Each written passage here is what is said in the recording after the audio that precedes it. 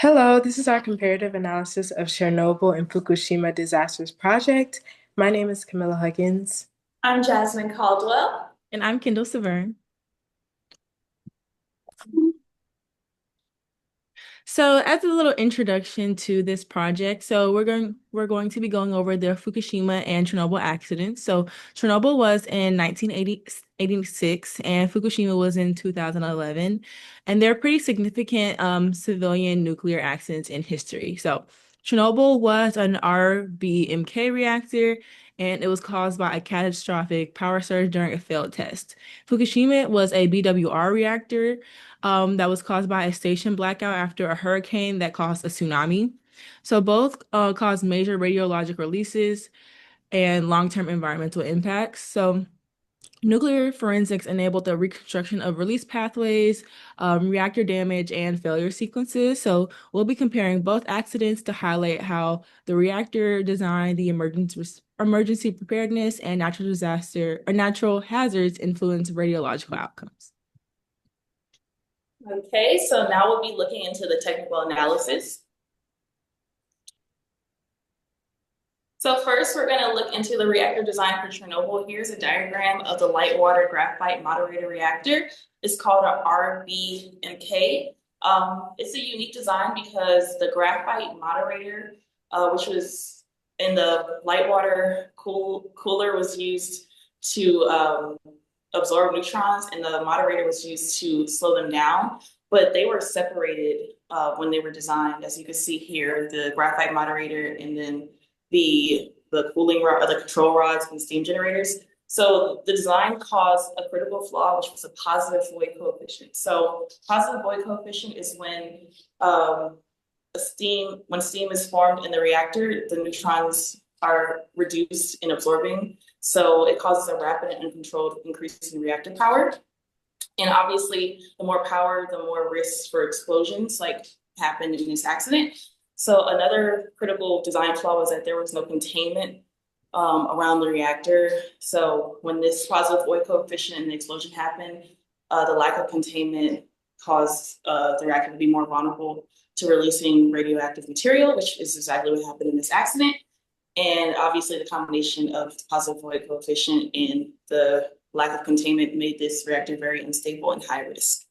Moving on to Fukushima.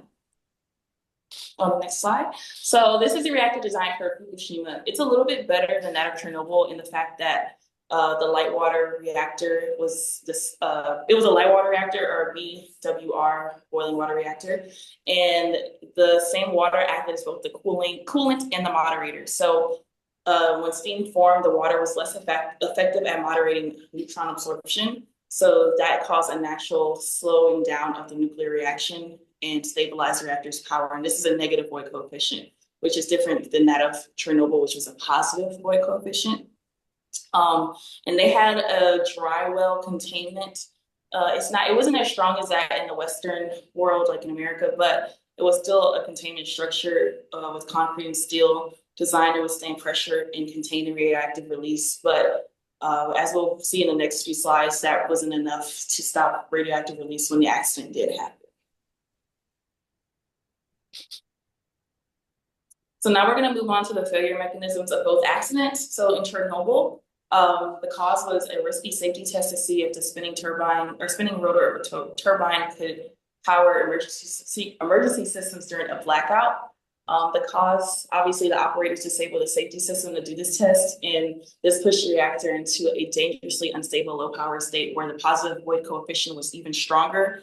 And a runaway power surge caused a massive steam explosion that blew the reactor open. So this explosion caused radioactive release, and then the graphite of the moderator burned for days, and this released a vast amount of radioactive material into the atmosphere. This is a little different than Fukushima, where I feel like the trigger was more a natural disaster because it was caused by the Great East Japan earthquake and the tsunami that followed right after the earthquake. And the Fukushima plant was along a seawall.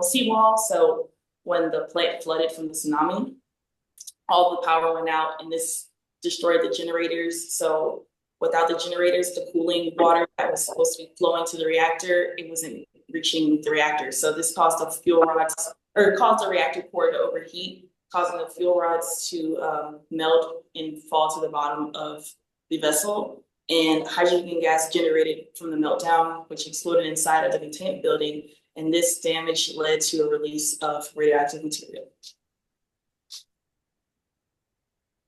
And lastly, we're going to get into what actually was released in both accidents. So Chernobyl was a larger and more prolonged accident than that of Fukushima, but this included 100% noble gases, 50 to 60% of radioactive iodine, 20 to 40% of cesium from the reactor core, and the release of non-volatile components included strontium-90 and plutonium radionuclides, and this became a key forensic signature of the disaster.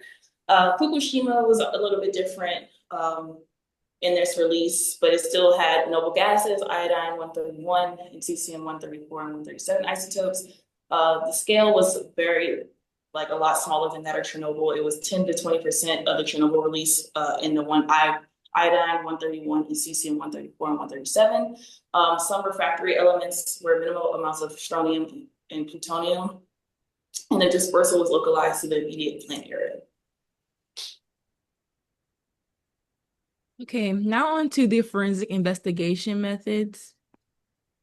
So first is gamma spectroscopy. So this is the main tool for radionuclide ID. It differentiates the isotopes. So like I-131, cesium 134 and 137, and then Te-132 in activation products. In Fukushima, cesium 134 and 137 distinguished releases across 3 different units. And in Chernobyl, there was high refractory elements that were confirmed in the violent power excursion and in the fuel dispersal. Onto environmental sampling. So they sampled thousands of pieces of soil, vegetation, water, and sediment to kind of get a range of where the reaction took place. So this was around in radial and directional patterns across the site. So this also revealed the plume direction and the release height and then the weather effects. So in Chernobyl, they had hot particles that showed reactor fragmentation. And in Fukushima, they had seawater isotopes that distinguished the leak from fallout pathways. Onto isotopic ratio analysis. So the key ratios were plutonium 239 and 240, cesium 134 and 137, and then xenon isotopes. And they identified the fuel burnup and release conditions. So in Chernobyl, the xenon 135 and 133 indicated extreme neutron flux before the explosion took place. And in Fukushima, there were short-lived isotopes that signaled early ongoing fission.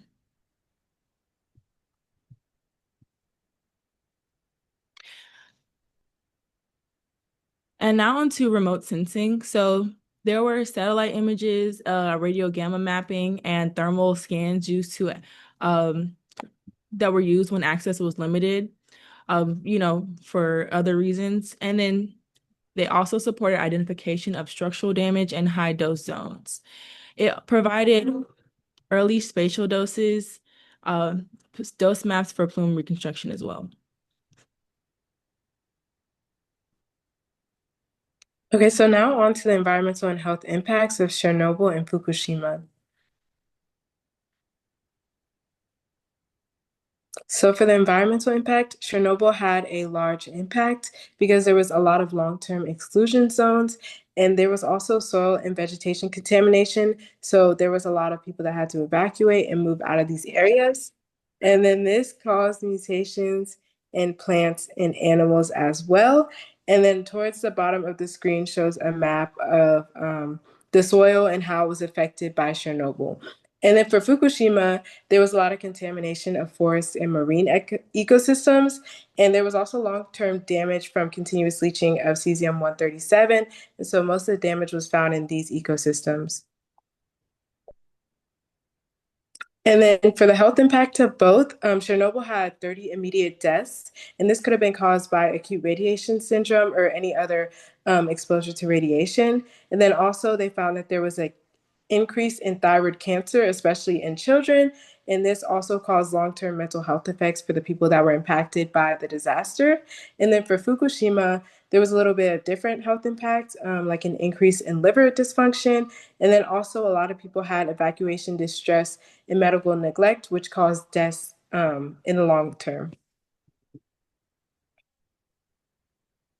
And then finally, policy and safety lessons. There was a lot of changes in policy after both the disasters happened. So after Chernobyl, they created the Convention on Nuclear Safety, and they also required reporting of emergencies to the International Atomic Energy Agency. And these things allowed them to be more transparent with what was happening within their operation, and also allowed them to be more safe for their operation. And then for Fukushima, they created the Nuclear Regulation Authority, which is similar to the CNS. And this also led to a global urgency to update regulatory practices to make sure that they're up to standard. And then for the safety lessons, there was a lot of lessons that were learned from Chernobyl and Fukushima. The first one is the importance of updating forensic techniques like satellite mapping, soil sampling techniques, and digital monitoring to help know where this radiation came from and what type of material it is. And then also the importance of disaster preparedness and emergency response systems like evacuation and just displacing people. And then finally, keeping the public updated on possible radiation disasters that helps make sure that everybody knows what's going on. Thank you. Thank you.